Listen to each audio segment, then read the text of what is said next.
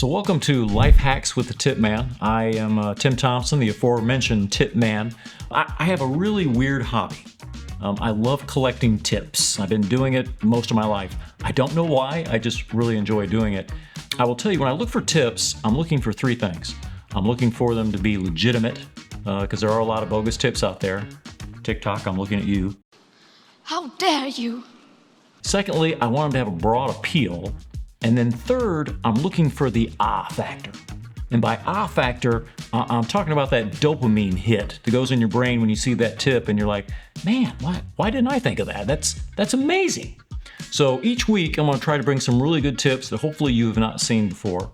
I will tell you now that of the tips I share, maybe one or two will apply to you.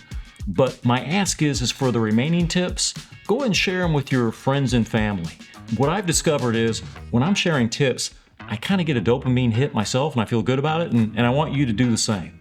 So let me go ahead and start sharing tips, and you can share them with other people and get your dopamine hit.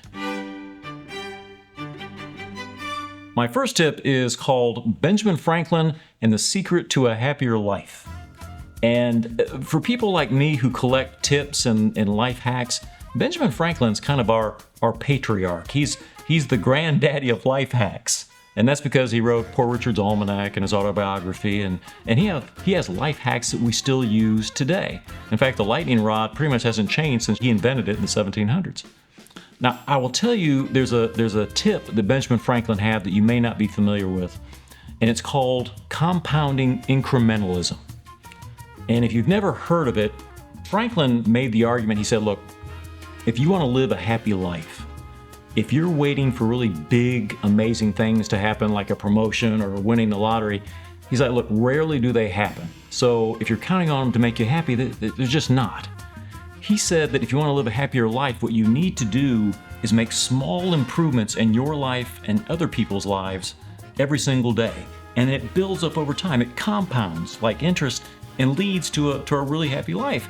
And I'm here to tell you that it works. That's actually how I live my life. Well, my tip is the book Atomic Habits. And it was written in 2018 by James Clear. And it's a great book. But I have to tell you, the core premise of it is tiny changes yield remarkable results. In essence, it's really based on Benjamin Franklin's compounding incrementalism. And what Clear does is he shares stories of people who make small improvements and kind of what the outcome is, really some amazing stories. But he also gives you the framework on how to make those changes every day. Highly recommend this book. I feel like I've personally lived a fairly successful life, but I really wish I had read this book when I was 14. It's an amazing book. Okay, for my second tip, it's called hanging the poster without damaging your walls. And I actually got this tip from recommendo.com. It's a great website, a lot of great life hacks. They actually have a Sunday newsletter that comes out with like 5 or 6 really great tips. Now, this tip is on how to properly hang a poster in your room. And to do it, you need 3 things. You need painter's tape, you need paper clips, and you need magnets. What the site recommends is that when you figure out where you want the poster to go, just take your paper clip, put it in the corner, take painter's tape, tape it into the corner, and then put your poster on it, and then put the magnet on top. So in essence, all you're seeing is the magnet, but the magnet is attracted to the paper clip.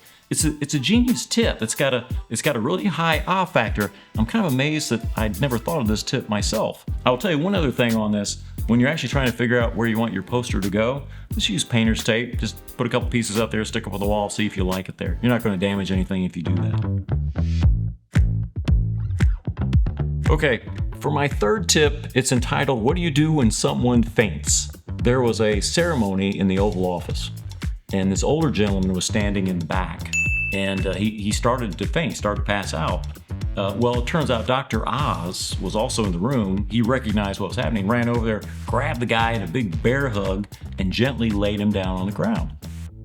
So Dr. Oz was interviewed about it later, and he said, look, this is a great life hack for everybody. If you see someone starting to faint, and the symptoms can be that their knees are starting to buckle, their eyes are rolling back up in their head, which is a scary thing if you've ever seen it. I've seen it. He's like, look, just run over there, bear hug them, and just protect them as they fall, because usually the damage to the person from the fall is far worse than the underlying condition that caused them to faint in the first place. Well, after that came out, a number of doctors came forward and said, hey, you know, Dr. Oz has a good tip there, but just know there are going to be a lot of situations where you may not be as big as the person fainting, or you might have some back problems or whatever. And so what they're saying is, look, if the person is bigger than you or physically you don't think you're gonna be able to do the bear hug, protect their head. That's the key. So if you see someone starting to go down, think, what can I do to protect their head? Whether I put my hands up there, stick my arm out, throw a pillow, do something, protect the head.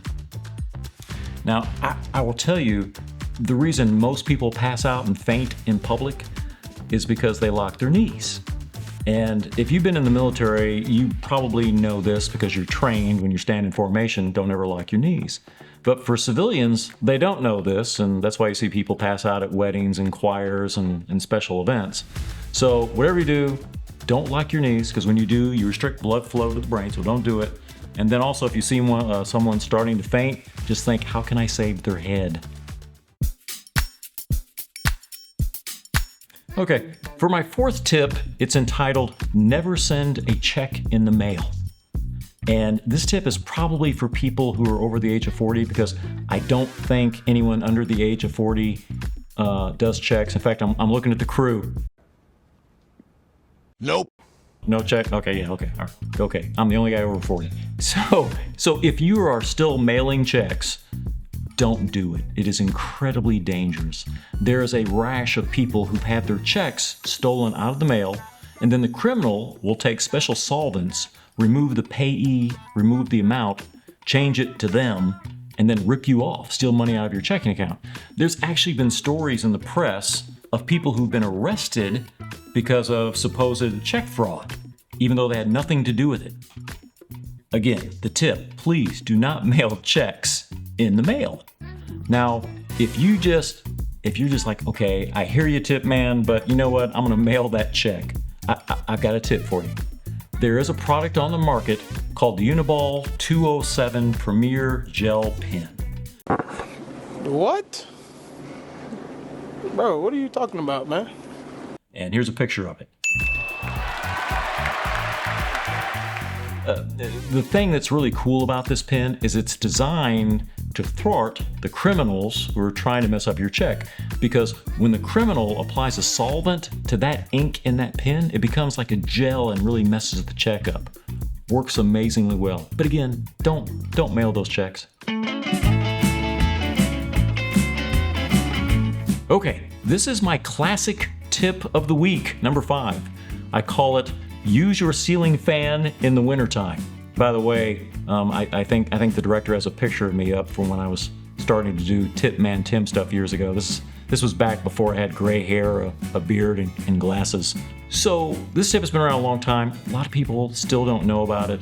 And that is, in the summertime, you know that you've got the ceiling fan on, the air is blowing down, it cools you off, it dissipates the heat from your body. What people don't know is there's actually a little switch on the side of the ceiling fan that you can flip. And when you do that, the ceiling fan turns the opposite direction. And what happens is the wind blows up, not down.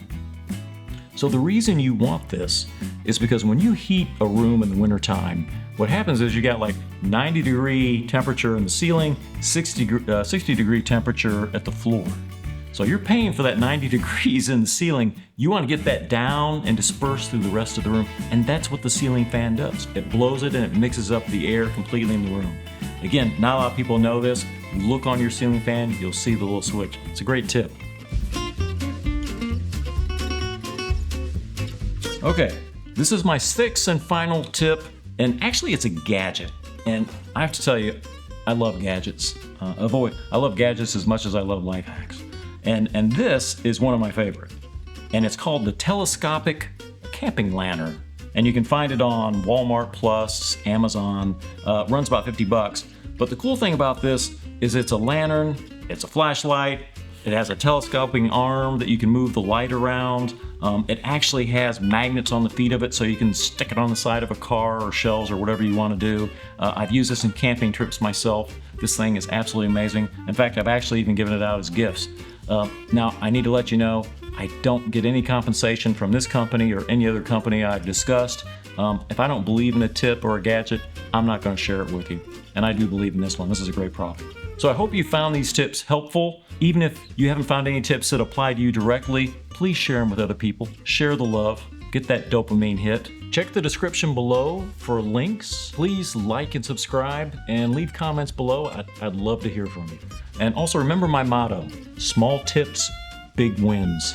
We'll see you next week.